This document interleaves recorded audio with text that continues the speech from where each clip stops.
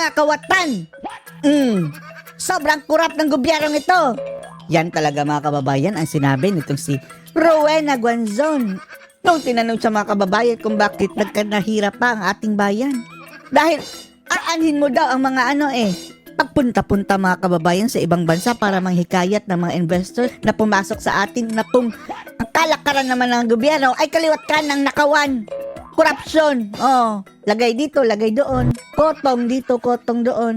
Doon na lang mag-i-invest ang mga investors mga kababayan sa ibang bansa katulad ng Vietnam. Dahil mga kawatan, ang mga opisyalis daw ng ating bayan. Sino pa ba ang tinutukoy nito? Hindi ang mga namumuno. Ang Marcos administration eventually mga kababayan ang tinutukoy nitong si Guanzon. Dahil kung ano ang puno, siya rin ang bunga. Kung ano ang leader, siya rin ang mga tauhan niya. At ayon dito kay Rowena, sobrang lala na ng korupsyon sa ating bansa. Panoorin niyo po. Pero bago po yan, gusto po lang natin pasalamatan mga kababayan itong napakabait nating mga viewers. Kagaya na lang nitong si Miss Kitty Chan Gonzalez ng Australia. More power po raw. Thank you so much po, madam. At etong ating kababayang, si Juan Balolong. Thank you so much po kababayang Juan Balolong. Narito po ang video. Kakawatan! Kawatan! The government is just making it, 10 times harder for persons with disability and old people to live a decent life here in the Philippines. So what's the problem? Ano ang problema? Narito ang problema. The problem is corruption. The problem Corruption! is corruption. If you have zero corruption, then that money should go where it should go. Binalaan na kayo dati ni Rowena Guanzon mga kababayan. Na wag iboto si Ngagba dahil ang pamilyang iyan, ang issue ay kurakutan. Hindi tayo nakinig mga kababayan, kaya eto ang ating inani. Kung ano ang itinanim siyang aanihin. Umani tayo ng iwi. It should go to the people who need it the most and to generate, promote development. At asar tayo dito dati, no? Yung kumuha pa na Coca-Cola talaga mga kababayan, ganyan, inom-inom, tapos yung ganyan. Asar tayo, pero totoo pala mga kababayan. Buti na lang hindi bumaliktad ito, no? Dahil talagang mapaglaro ang tadhana mga kababayan kung bumaliktad ito. Para tayong sa Suela de Amor, nagpalitan lang ng kampo. In the economy, how can you invite investors here and generate new jobs if you have a very high rate of corruption? Di ba all over the world na nga si PBBM na nagpunta para manghikayat na ng investors? Anong nangyari sa pag-invite niya? Apparently mga kababayan, walang naniwalang mga investor dahil nasaan na sila? Ako ng pusyante abroad, bakit ko naman dadalhin dito? Di daling ko na lang sa Vietnam, daling ko na lang sa Indonesia, where there's a lesser, they have corruption also, but lower. Walang tatalo dito sa Pilipinas, pakakawatan. Napakakawatan! Pati mga business na may business mga kababayan, pinapakialaman ng mga opisyalis ng gobyerno. Heavy luggage, di ba? May issue na nga niyan. Okada. Sino ang nasa likod niyan? Mga kawatan, sabi ni Guanzon mga kababayan. Ng mga government officials na yan. Mga kawatan ngayon, hindi na kayo nahiya. Saka yung mga kontraktor. Kapal na mga mukha, hindi na sila nahiya. Na nagpa-party list Ito, ulitin ko to sa house when I sit in a privileged. Hindi lang sa party list, pati talaga yung mga kongresista at mga mga kababayan, politiko. Dahil ang mga projects mga kababayan nilalaan sa kanilang probinsya sila ang namimili ng kontraktor. Tapos, pipiliin din nila yung sa kanila. Grabe na mga kababayan. Ginawang negosyo ang ating politika. Kayo mga kontraktor you are buying for party list seats. Hindi na kayo nahiya. Hindi na nahiya. Gumagana kayo, ginansya kayo sa mga projects. Gusto nyo pa, kayo mismo ang congressman? Sino po ba yan? Marami. Against the Constitution, and what you're doing is criminal. Oo. Do you have someone in mind po na sinasabihan niyo po? Hindi lang mga party list, kundi talaga yung mga buhaya talagang kongresista. Pero hindi na kami magtotoo sa house at kailangan lambingin nila ako dahil babardo ko lang ko sila. Wag kang tumanggap sa lambing, Gwanson. Kahit anong lambing, bardagulin mo kung mali. Ang mali ay mali, hindi mo dadala yan ng lambing. Taking this opportunity na rin po to ask you regarding yung malaking issue po, no, pagka-usapin po ng eleksyon, itong political dynasty. Political marami dynasty. po ngayon na tumatakbo sa pagiging party list, sa Senate. Your thoughts on that? Yeah, I already... Dapat kasi may batas niyan mga kababayan. Kaso lang, malabo po yung maipasa dahil sila ang matatamaan sa batas sa iyan.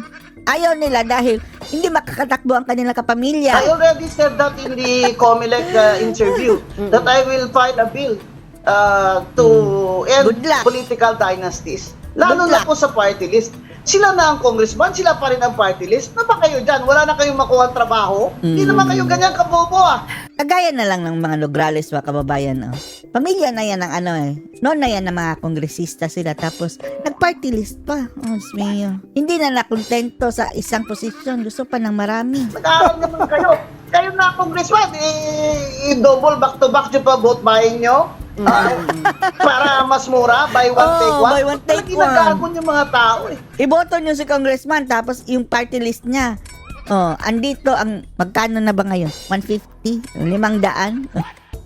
1,000? Grabe na po ang Yung lagayan. mga sakit ang loob ko kasi Diyan at my nag-umpisa age, akala ko corruption, mga makikita ko kababayan. na talaga demokrasya ito. Look at this. Now I have to live another 30 years para makita ko ang totoong demokrasya na ito. Pero sinasabi ko yung dynasty bill na yan, matagal na yan dapat. Lahat naman kasi nakaupo dyan, may ganansya sa dynasty. May ganansya sa Hindi dynasty. personal to, dami ko friends dyan Kaso lang mga kababayan, kapag maipasa din yan, matatamaan din ang mga Duterte. Meron din mga matitino mga kababayan, kagaya ng mga Duterte. So paano na yan? Mamili tayo. Aming ko friends dyan. In fact, they're helping our people, PWD sa.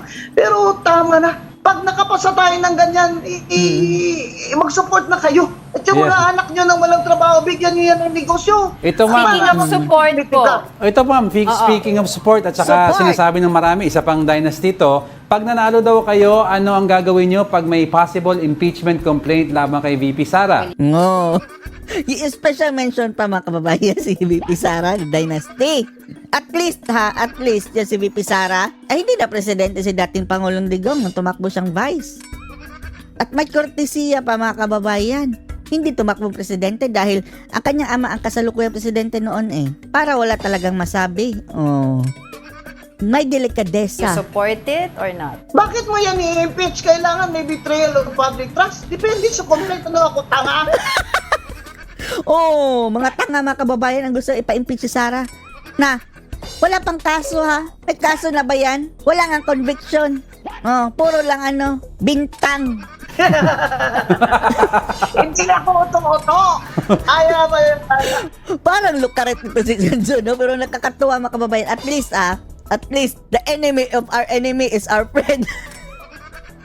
As in, dilawan ito dati yung panahon ni Pangulong Duterte Dilawan ito. Kakampi ni Panot na kababayan. Pero, ngayon parang umaayon sa ating mga kagustuhan. I'm the top 10 in my class in UP. I was a law top professor. 10. I wrote 10 books. I have a Harvard degree. My father Grabe, Ilang upuan na yan nabuhat mo, Ganzon? cum laude. I am not oto. Hindi ako ako sasama sa... Correct naman pinagsasabi niya Although, may pagkaano mga kababayan, may term ang mga Ilonggo dyan mga kababayan, tikalon! Daw, Ay nakapagsabi sa atin na kapag may nakita daw tayong Ilonggo, sabihan daw natin na tikalon. Galit mga kababayan nung sinabi ko, ay taga Iloilo ka pala, tikalon ka pala. Galit mga kababayan, yung tikalon pala ay ibig sabihin mayabang. Smeo. Kaya nung nakita ko yung nagturo sa akin ng kaibigan ko, halos mga kababayan, sakal ko yung leeg. Alone. I will not go along just to get along. You show me a complaint and you show me the evidence and I will be the judge of that. I will be the judge. that Although, ayoko ng stance niya na pro-China sila. Kahit ako, anti-China to ka talaga. I am really Hindi naman pro-China ang mga Duterte na talagang pinapasok na dito sa atin. Kaibigan lang. Kinaibigan lang. I want to stand on our sovereignty and the arbitral ruling, and that is one good thing, the only one good thing that President BBM has done that I can see. He is standing up for the arbitral ruling. Hanggang salita lang naman. He's standing up the arbitral ruling. Tapos, sa panahon niya, mga kababayan, naharas nga ating mga Coast Guard dyan. Itinalaga na nga niya si Admiral na hindi sa Araneta Marcos dyan. Tapos, nabuli pa rin ng ating Coast Guard. Hindi yan nangyari kay dating Pangulong Duterte dahil diplomacy Ito siguro hindi naiintindihan nila. Anong gusto nila? Away? Ngayon mga kababayan, naging agresibo ang mga inchik dyan sa West Philippine Sea. Hindi yan nangyari sa panahon ni dating Pangulong Duterte. I believe daw si Rowena sa BBM. Sige. And that the occupation of Pero yan lang daw, hanggang doon lang daw ang kabiliban niya mga kababayan. Pero sinabi niya earlier, mga kawatan. China of our West Philippine Saan ka? Sa kawatan? O yung nakikipagkaibigan sa China? Hindi naman tayo sinakop ng Sea China. must stop now. Oo, yan nga po yung lamang sa survey kanina pinag-uusapan natin namin ni Jeg. Survey daw na marami daw mga pro-Marcos mga kababayan. Niloloko nyo ang mga lolo nyo. Dito yung mga lamang po sa mga Pilipino natin, gusto nila ng mga kandidato na papabor po dun sa pagtatanggol ng ating soberanya. Pero marami Pero honestly, wala kaming pake. Dyan sa West Philippine Sea, Diyos mio. Mas importante namin ang aming kalagayan na ngayon. Ligtas ba tayo? Ligtas ba ang ating mga anak sa droga? 20 na ba ang bigas? Mura na ba ang bilihin? Tumaas na ba ang sahod? Yan ang mas importante kaysa sa dyan sa West Philippine Sea na, umay na tayo talaga po mga kami gustong kababayan. itanong sa inyo. Unfortunately, we don't have much time. Wala na rin kaming oras. Anong masasabi niyo dito mga kababayan sa sinabi ni Rowena Ganson? Mga kawatan, yung mga namumuno ngayon sa gobyerno at mga tauhan. Post your comments below.